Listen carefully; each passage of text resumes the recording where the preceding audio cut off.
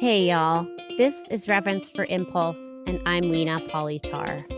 This podcast is my attempt to more deeply understand and explore impulse through conversations with people that inspire me. We step into connection without any planning or agenda, but with respect for the impulses that brought us here and shape how we are when we're together. I'm so glad you followed your impulse to listen in.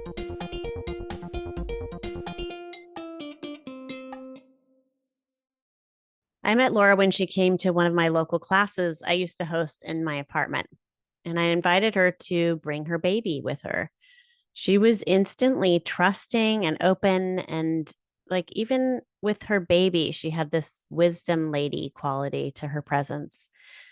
And she let me hold him, her very firstborn baby. And then she dropped into her body in a way that I recognized so well, this hunger to reclaim the new and change body space of a mother. I got to know Laura through those classes, different meetups. And then I learned she was a dance therapist and a dancer, authentic movement practitioner, and a mom, and actually lives one block away from me. So we started doing AM together.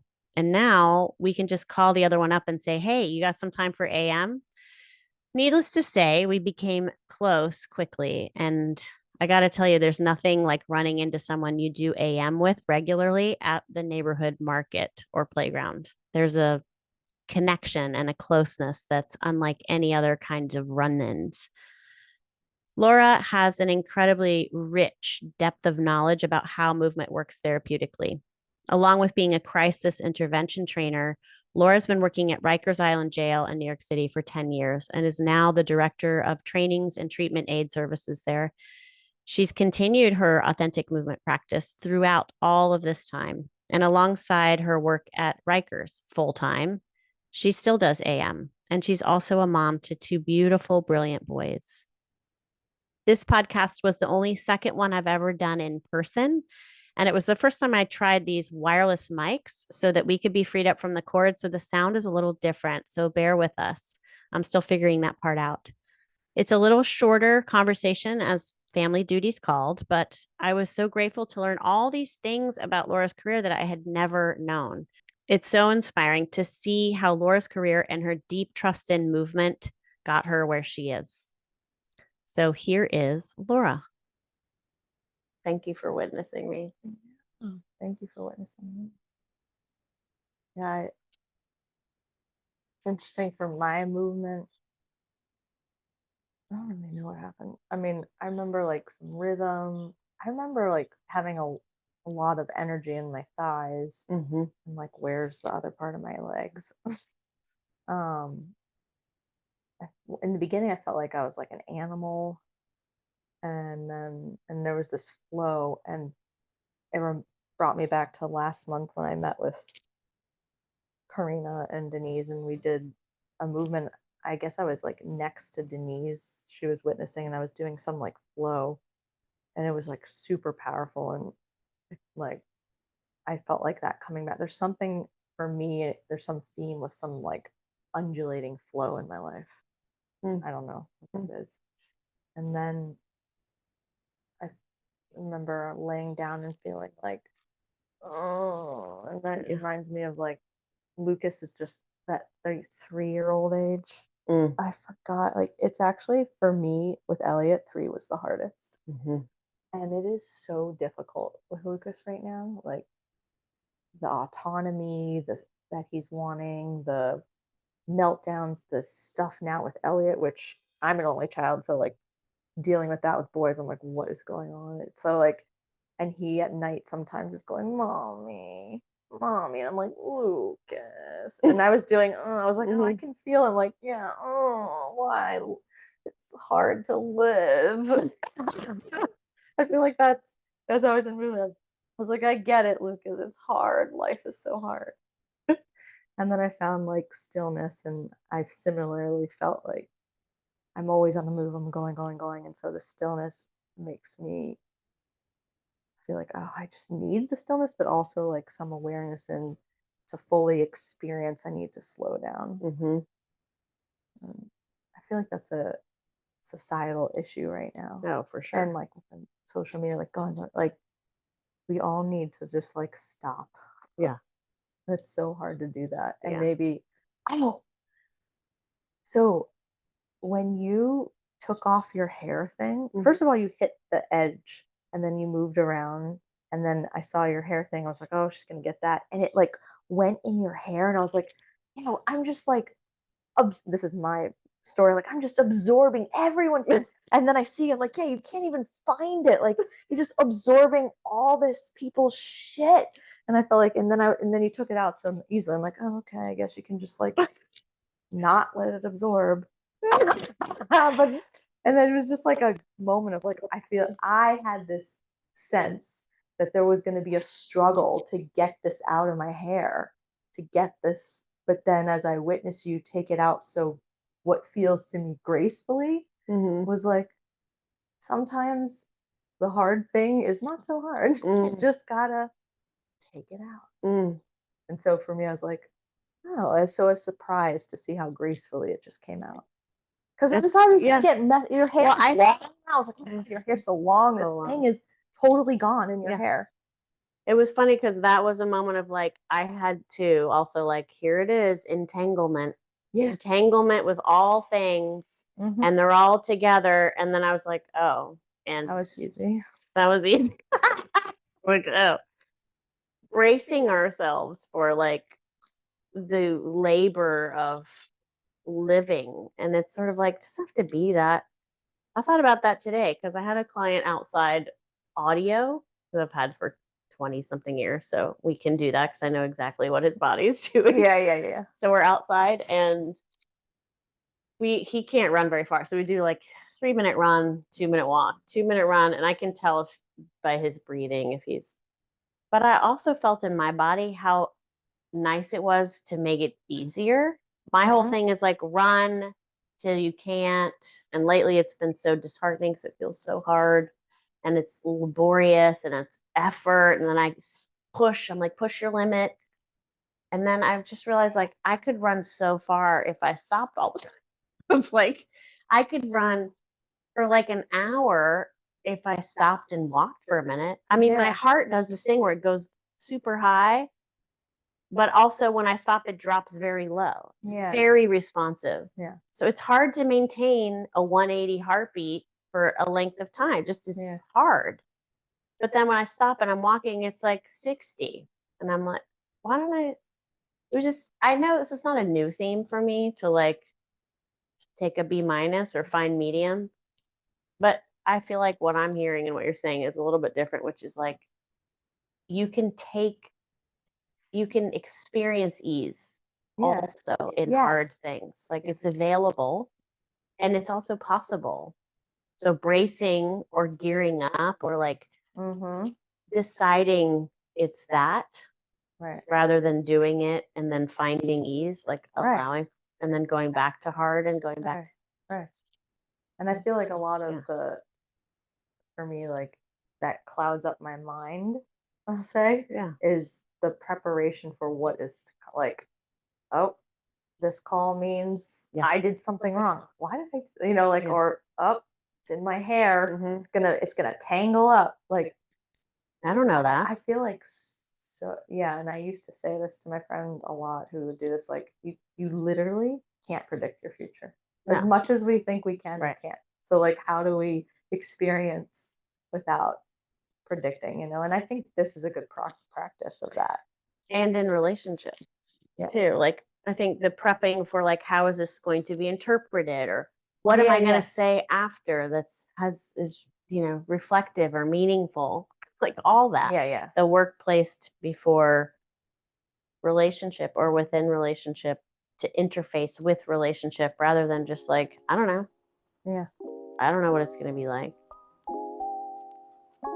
Popping in here to let you know about my immersion workshop in Gowanus, Brooklyn, in New York, with my dear friend and colleague Luis Mojica. We are offering a weekend immersion called The Embodied Performer: How to Be More Whole While Being Seen. If you're a teacher, performer, dancer, musician, anyone who's in front of folks that are seeing you, and you're curious about how to show up in a fuller, more whole way, how to support your system before, during, and after performance, this is the weekend for you. You can find all the information with the link in my bio, or you can go to holisticnavigation.com.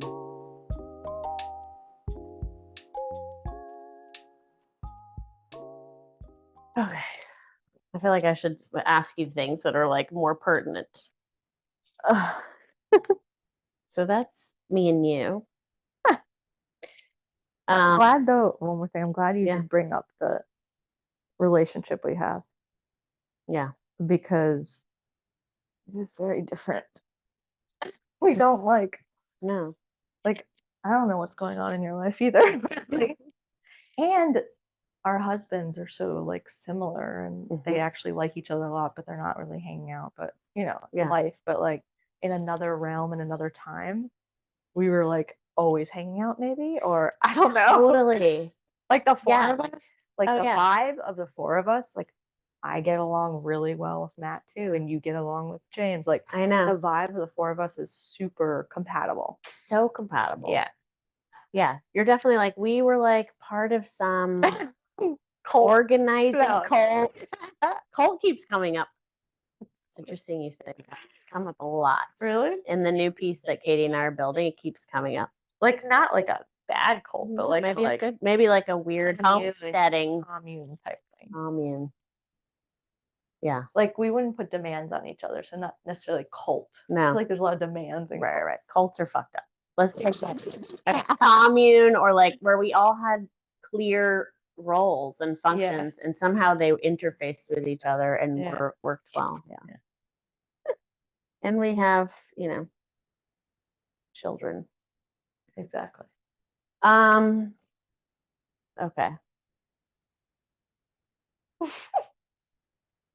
I'm where's my impulse? I do feel so one thing that occurred to me when you just started, because we talked for a second about work, and then you started, is I was it's so interesting. I think this is what also draws me to you. This is so interesting to be in an authentic movement. I haven't seen you. We drop in for 10 minutes and to know what you do. For me, it's here's somebody who's in the world, hands-on doing stuff that is part of circles and worlds that I have zero experience with. I don't. And so then today or yesterday you taught NYPD, you work at Rikers Island, you're with the incarcerated, you're with the people who manage them, you're with these are all worlds that I have not experienced and don't have access to or a reference really for, outside of getting pulled over for speeding. But yeah. And I feel there's always a little bit of mystery for me in trying to understand, wait, she's a dance therapist? How did you end up from dance therapy at Rikers? How did that work? Is that what you wanted to do, or no? I mean, it goes back very far if you want to hear the path. Yeah. So I did not plan that. So I knew that after I graduated undergrad, and I did have a psych minor, so I knew I was interested in psych, but I graduated with a major in dance, and I taught. And I remember calling my mom and was like, yeah, I'm not really, I want to do more than just teach dance. And actually, my mom's like, there's this thing called dance therapy in New York. I was like, what? Dance therapy? What? That's kind of sounds like what I would want to do. And so I went to Pratt, but in the spring, summer, because I thought I was moving to California for my internship. Oh, for what? So I got into the dance therapy program, and you have to have 2 years of internship. Prior? No. Oh, during. During it. Okay. And spring, summer means you have classes, but you can live wherever. And so I had a desire to move to California when I was living in DC, and I got into Pratt. And so I said, I'd like to get an intern. Could you set me up with an internship in San Francisco? I want to move there. And they're like, okay, yeah, I know someone. We kind of talked, and I set up a job out there, and I had this whole plan to drive with my friend across country to get there, and then my car broke down. I was like, oh, I got to figure that out. And then it was the summer before September when I was supposed to go into this internship. The director, Joan Wittick, called me and was like, unfortunately, the person who was going to supervise you for your internship fell terminally ill. And this is very last minute. The only thing we can do for you is try to find something for you in DC. I was like, no, I want to move away from home. Mm-hmm. And like, Are you from DC? I'm from Maryland. basically the border of Okay. DC and Maryland, Kensington, Maryland. So like 10-minute drive to DC. So she was like, there is someone, she's a dance therapist at Bellevue Hospital working with the forensics population. So men who are incarcerated and have mental health issues. They go to Bellevue for acute care before coming back to Rikers. But so she kind of just started working there, but we think she's great. So maybe you could do that. I was like, forensics, like there's never been an intern there. I was like, fine, I'll just do it in New York City. So I kind of got thrown into this internship in Bellevue, which is like, I've been there. It's crazy. And this is the 19th floor where it's incarcerated men. And so I had a year internship there. Doing what? Like doing dance. So it's called Chasian dance therapy. So we would invite people to come on the unit, to come to group, put on some music, stand in a circle. And the idea of Chasian dance therapy is you pick up what other people are doing and ask, like, you could say, I see, Weena, you're moving your hands this way. Can we all join? And then we would all join. And then if it turns, sometimes movement progression would turn into maybe fists. And then and then I would try to get them to say some emotion related to their fists that they're creating. And then we would create an imagery around that. So there's always like a warm up, kind of an imagery, like build, theme, and then a cool down. And so that's what you do in like group setting for dance therapy for Chasian technique. And so I learned how to do that on that unit. Were they into it? Did they my gosh. I mean, me and the art therapist, when I later got a job there because I loved. So the next internship was with kids with cancer in Sloan Kettering and had a child die. And like, I just, I was like, and I don't know if it was a reaction to that I was like, I need to get back to forensics, or I like had such a desire for forensics. I just knew that whole year, James said I was like fragmented. Like it was the worst experience. It was so difficult. That's just not for me. Yeah. Oof. Eventually I got a job working in just regular civilian inpatient at Montefiore, but then they reached out to me like, oh, Laura, there's a position for forensics here. I'm like, yes, please, please, please. So I got the job there. At Bellevue? Yeah. Okay. And so there was an art therapist there. We worked together and we were starting to write a paper on like how much creative arts therapy is received with specifically the incarcerated individuals, and why a lot of it's like in that moment, in that space, that we're creating all these images, or going to the waterfall that we see and with our hand, like we're creating a sense of freedom that they can't get anywhere else. And I used to say on that unit, these groups helped reduce violence because they would leave the unit and have this workout, maybe some dynamic. Maybe they would work out some dynamic between another inmate patient that they had an issue with. We would work it out. So then on the unit, all the violence was reduced. So I felt that dance movement therapy was violence reduction. We always talk about how do you reduce violence? And I used to say this, and I saw that. And it's without language. I mean, I feel like that's so key, especially for that population. Like sitting down and dissecting feelings and history feels, I mean, and a lot of these guys too were so sick that they didn't have the words to process verbally, and with a psychologist who uses words, I was able to have them express through the body where they couldn't find their words and still be able to release it and like turn it into something else. you know, like their anger could be turned into, you know, punching a tree that we saw or chopping down a tree, or, you know, like it was modulated into something else, you know. But so the next step was I was very interested in doing individual work, specifically with patients who had trouble staying cohesively in a group. And usually these patients were like, the team would call them quote unquote problem patients or challenging. So I proposed that I work just with a couple of these quote unquote guys individually, which I started to learn how to do that individually. And I did a training, a 3-year psychotherapy training to really learn how to work individually as well. Because the programs for dance movement therapy really teach mostly about groups. Okay. So I felt I needed more. Where did you do that? It's called group psychotherapy. So there's American group psychotherapy. And we have a West Coast and the East Coast. So it's Eastern group psychotherapy in New York. Okay. And so I did that program.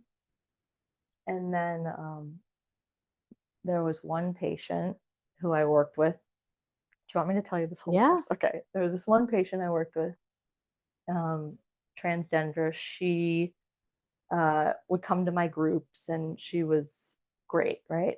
But she was quote unquote this problem patient. Was she housed on the male floor? Yes. Why? At Bellevue, she wasn't fully transitioned. Okay. Yeah. And there's no option. Right. And there is an option at Rikers for that, but not there. The option at Rikers, another tangent, is a general population though. So if you have mental illness, you can't really get treatment there. Wait a second. I shouldn't go into all this, but oof. Wow. So if you're transgender at Rikers, hopefully you don't need a lot of mental health care. Right, because you can't get it if You won't get a lot of it. Wow. Yeah. That's a whole okay. But so I started working with her individually, and she really responded well to movement and breath. Anyways, so there was a moment where she was having a crisis, and she was in the. I'm telling you this because this leads me to Rikers. Yeah. She was in the what is it called in Bellevue? The quiet room, and she was banging her head, and no one was responding. Like no doctors, no nurses, no BHAs or help. So I just went out there and through the plexiglass window where she was banging her head, I was like, I said her name, and then she saw me, and I did this movement, which she likes to do with me. So I would do this movement, and then I said, now breathe. And after doing it, I kept doing it until she finally kind of stopped and started doing it with me and breathing until she went all the way down to the ground. And so then I felt safe to step in. I got down on the ground with her and was talking with her. And then the head of the forensics at that time came on, saw what was happening, asked me to come talk to her. So I come talk to her, and she's the director of the forensics unit. She's a psychiatrist, and asked who are you? I'm like, I'm Laura, the dance movement therapist. I have to educate every freaking person because they don't know about what I do. But right. Yeah. And they're like, oh, and I was like, let me educate you what I do. So she was like, I really saw what happened. I really am interested in your process, and I'd like to stay in contact. Like, maybe, are you interested and passionate about this population? I said, yes.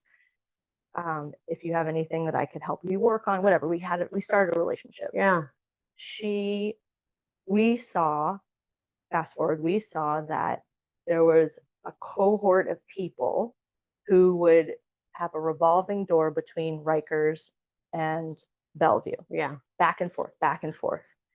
You cannot force medications at Rikers. So she said, how do you think you can support stabilization at Rikers for these particular people?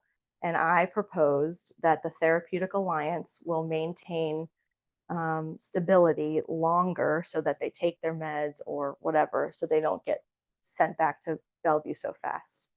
So she went to the Department of Health.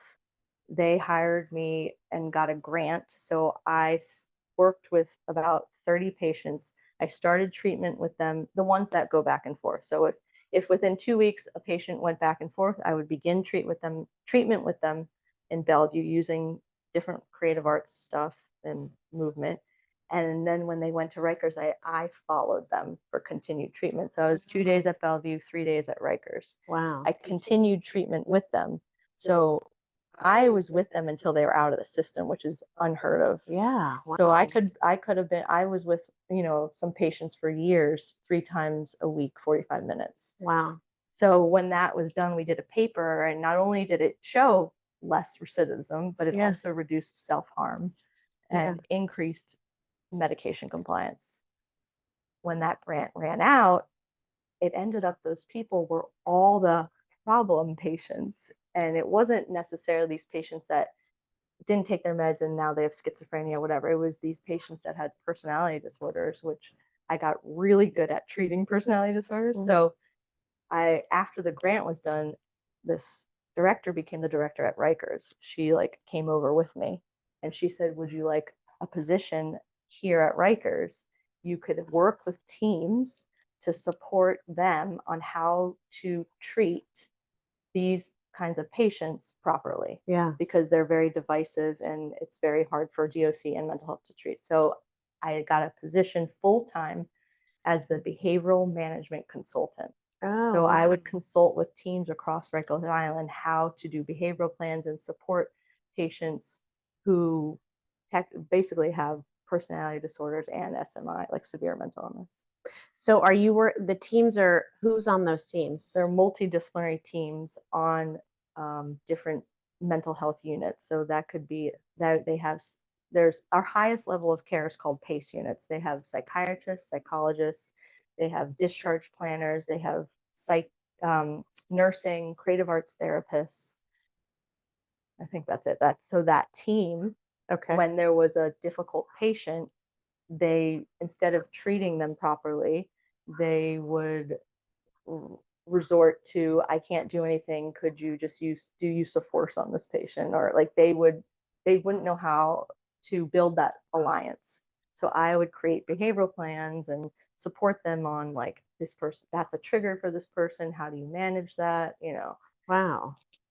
Then because I was doing that, I went to me and 6 mental health staff and 6 DOC staff went to Minnesota to train the trainer for crisis intervention. And crisis intervention team, CIT, is usually for communities, but the 12 of us created it for a jail setting. And I started teaching that. When my supervisor left, they asked me to become the director of training. So I became, then the next role was director of crisis intervention. And I also trained people before opening our highest level of care units to know how to manage that. Then COVID hit, and that all the trainings kind of stopped. And on these highest level of care units where I trained people, there's something called the treatment aides, and they're there to engage with patients all day, run groups. They didn't have enough leadership or accountability. So when I came back after having Lucas, they asked if I could be the director of the treatment aid service across all these PACE units because I trained them. And so that's the issue is, before stepping into this position, I only supervised interns. I never supervised even one staff member. I was always the trainer. Yeah. Then they asked me to become a director of 55 TAs, 13 TA supervisors, and 5 seniors. All of a sudden, now I'm supervising this whole thing. So for me, it's been so hard to go from never supervising one employee to this entire service that's across Rikers. And does that mean that you're doing mostly management? You're not working with patients. You're not working with at this moment. So before, when I was doing trainings, I stopped with patients. After that grant, I worked with staff on how to work with these patients. And I worked with staff on training, which I really enjoyed because I felt like one patient, great, I can get you, but if I could get staff to do this, I can change on vigor. And then I saw how much staff needed support. Yeah. You know? And so I actually liked that transition.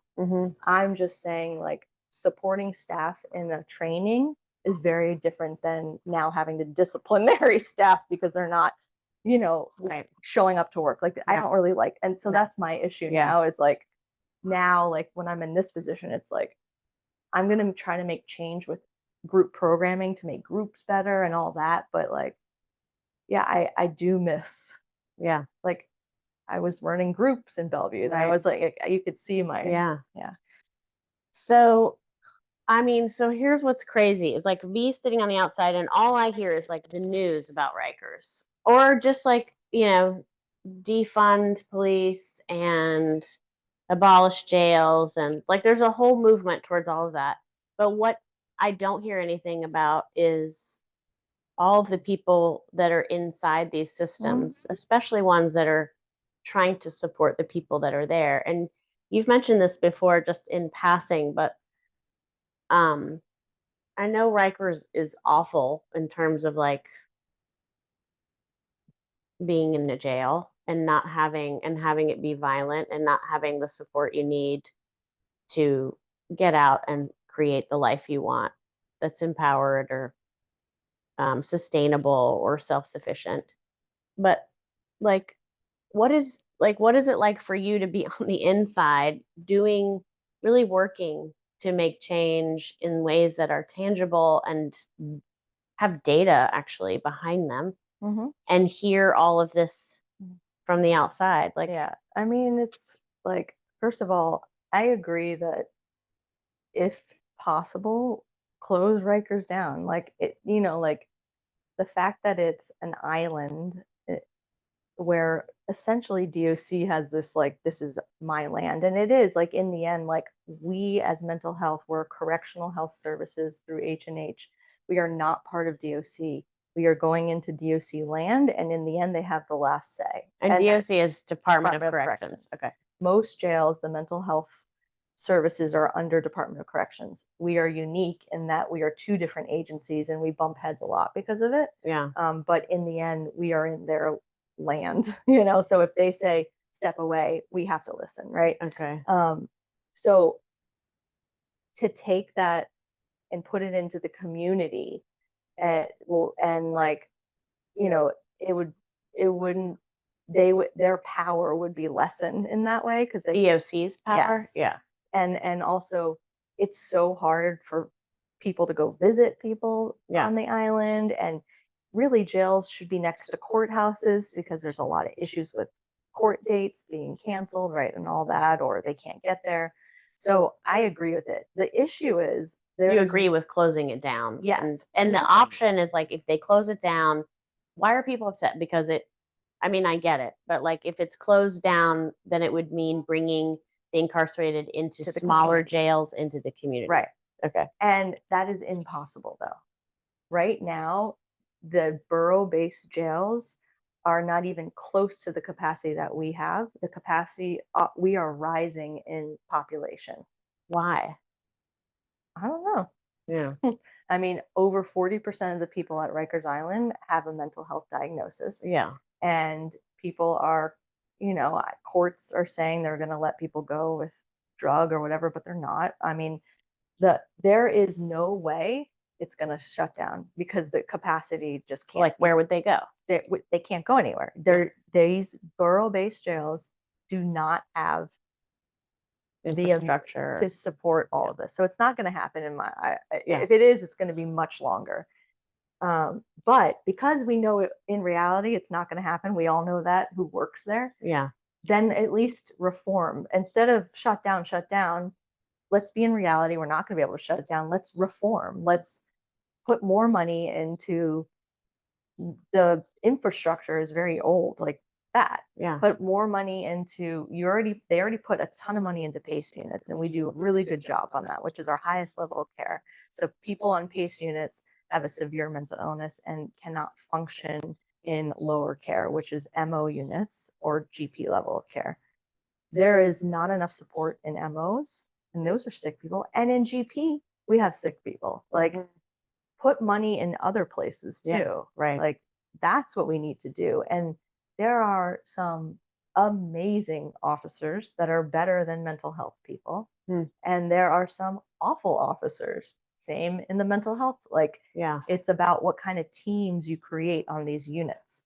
And when the teams feel supported with each other, then everything runs smooth with the patients. Like, there's a lot going on that people have no idea about. That Right. some of these people who are getting care never did ever before in the community.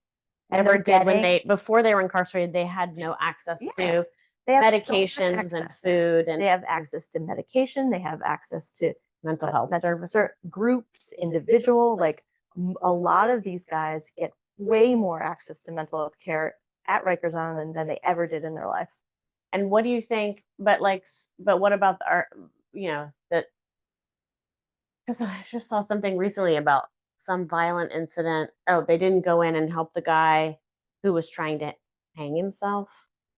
Was that at Rikers recently?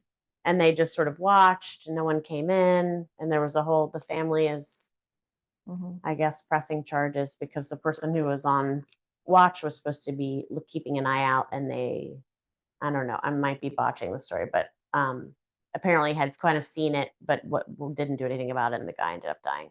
Wasn't his first time, but like I feel like those are the stories we hear about, and like how, I mean, that those stories and incidents, like how does that filter into your work? Like, do you hear about it? Are they in the wrong place? Like, what's happening? Well, I mean, like in any organization, there are some people who don't do their job correctly. Yeah.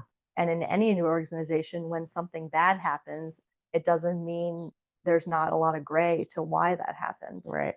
Like, there's a lot of reasons why DOC act as they do because they are not supported at all. And there's something in therapy and psychology called parallel process. When you work in a place that is that difficult with mostly like what hospitals are holding people with mental illness for 2 weeks at a time and then throwing them back into the streets, where do you think they go? Yeah. They come to us. So we're dealing with people who are severely mentally ill, not taking meds because it's not a hospital, so we can't force them like a hospital does on. And like, that's a lot of stress. And so what happens is this parallel process of where officers experience similar things that They witness. patients experience. It's a process. So like, they also are incarcerated in a lot of ways. They are being told what to do and what can't do. You have to use force. Oh, but if you use force, we're going to scrutinize why you did that, and you might get days taken away or fired. Oh, but you have to. But if you do, so what are they supposed to do? Right. Like, the people on the front line deal with a lot, and there's a lot of gray with that, and news does not show that. Right. Yeah. It makes It doesn't mean that it doesn't happen. No, I know. It's Yeah. happened like everywhere. Like, Sure. and maybe more there because it's violence, and there's a lot of issues, but like, there's a lot of things why things happen certain ways too. It makes me think of the, co-regulatory processes that are happening on our physiological level all the time. Like, it's kind of insane for me to imagine that any DOC person is having a completely either their lives are bifurcated and they go home to something that's completely different and sort of resources them in order for them to come back. But like, imagine, I can't imagine having to separate work and the rest of my life so intensely. Yeah. The amount of work it would require within my body to create those boundaries is really intense, because if you're passionate and connected and care, then it's part of what's happening. And if you're co-regulating with some like hyper activated state, having to, I mean, personally for you, you just said you're doing that. And so what is your process in knowing that that sort of sympathetic agitation, scary, high stakes environment stays there when you're the body that's going between, and then you're going home and you've got little kids? And Like, Yeah, what is your process well, for one that? thing I'll say is like, yeah, like an officer doesn't wake up and go in the shower and say, I'm going to beat someone up today. Right. Like that doesn't happen like that. Right. And people think that that might be, but Yeah. so for me, honestly, it was, maybe it's because it was earlier in my career. I brought home patient stuff more. Being Yeah. deeply in a therapeutic relationship with patients there. Like when I got pregnant with Elliot, it was right around then that the grant stopped. And I was so relieved Yeah. that I wouldn't have to continue patient care when I had my first child. So it was very hard for me to separate work from life when I was doing patient work. One-on-one. Yeah. And I was worried about that. But I think it's like time where I don't know what happens now, but it kind of no. There's many times I've come home with this new position because it's new and like doing bath with Lucas and just tearing up because of something, you know, and I just have to like. And for me now, it's the way in it's like in therapy when you say you're feeling angry. What is your relationship to that anger? Are you gonna like hurt someone, right? So before it was like my relationship to task. Like, am I gonna freak out about this task? Am I gonna, you know? And now it's like my relationship to tasks and what I need to do is different. So therefore it's easier for me to separate. Mm-hmm. I don't know how to explain that. No, that makes Like sense. my boundaries at work help my boundaries for when I come home. Yeah. You know? And I imagine that it's a skill, and like showing up and being super present to what's happening around you is really what you're orienting around. And so if it's work, it's work, but if it's not, it's not. I do have a one ritual that's kept with me when I started doing work with the guys at Rikers, because I know James, like all he heard was stuff about my patients all the time. I felt so bad. But I was like, to help James and myself. And so when you drive off Rikers, it's so beautiful. You can see all Manhattan. Uh-huh. This side is like LaGuardia, but when you're driving off on the right side is like Manhattan and the water. And I would just like look at that and look at the tip of the road, but like breathe and like just have this whole ritual of what it like driving off. Driving away. Yeah. Driving away. There's only one bridge that goes on and off. Like, and officers in CIT training would say like, once they hit that bridge, all the anxiety comes up. Like the experience of all of us who work there, it's something about that bridge, like going on and going off. We all had like aligned mental health, nursing, DOC of like our experience of doing both. And so knowing that I was decided to put a ritual of like coming off that I still do. So that helps to separate. What about working with, do you have to check? What about working with men? Oh yeah.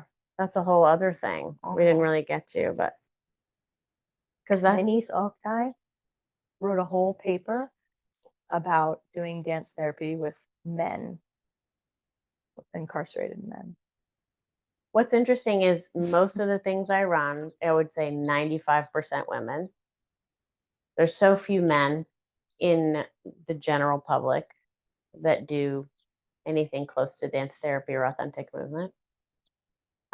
So I'm like fascinated with the idea of a group that's entirely men. Oh yeah, and they're so receptive. Yeah, I'm sure. It's amazing. The movement makes me miss chasing groups. Yeah. I'm supervising a dance therapist now for her board certification and license. And this week I'm going to go witness one of her chasing groups. I'm so excited. And is it with men? Oh yeah. And there are women groups? There is a women's jail. I have not done groups there. Huh. Interesting. Yeah. I'm interested in doing it. Yeah. Maybe. Well, we're just starting. Thank you for sharing that. I mean, it is like it's an amazing journey, but it's also so hopeful for me to see that there are provable effects of this kind of work in the highest need populations. Yes. I think that is sort of like, and that's what I was thinking about when I was seeing you move, is like, here's somebody who's like taking something that's like, woo, dance therapy, and like has this very fluffy, fringy, expressive arts like tone. I hear you like wanting to legitimize it to the person at Bellevue. Like I definitely feel all that.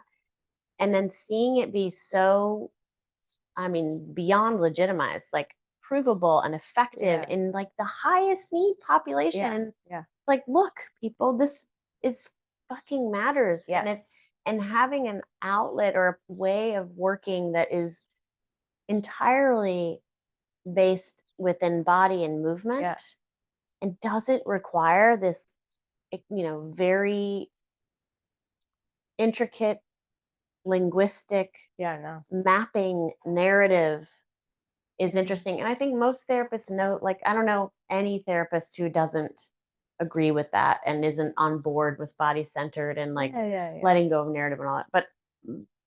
But yes, and I don't see anybody like going to Rikers and being like, let's do authentic movement outside of you. Mm-hmm. And then I'm like, because that shit is real, that it actually, Mm-hmm. you're showing how it reduces crisis and violence and reinstates stabilization and Community building. community building. Like, yeah. It's And like, it's very interesting how the most high needs population was, in my experience, the most receptive. When I went to an inpatient civilian unit and worked there for 2 years, it is, but there was a level that I missed of like, we need this. Like they were just like, forensics is just another level of like getting it, needing it, exploring it, like in a way that's civil and willingness, yeah, that's civilian tap into, but not consistently like this. Or even kids, like kids can just do it, and they'll do it, right. but like I think for me, that's why I'm most passionate about doing dance therapy with forensics, because of their receptiveness. Yeah. Crazy.